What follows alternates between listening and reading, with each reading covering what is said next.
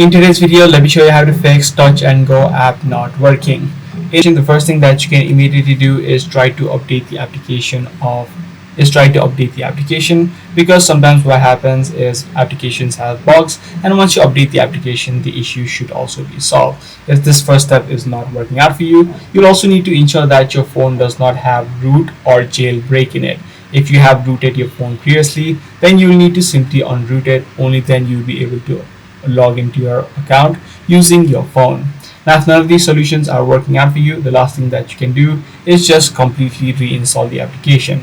So just uninstall the application of Touch and Go onto your phone and then again re-download it. Also, while you're at it, you can just try to restart your device as well, because sometimes your phone also has glitches, and once you restart your device, these glitches should also be solved. So that's pretty much all there is to it. If this video was helpful to you, be sure to subscribe. I'm going to see you in the next one.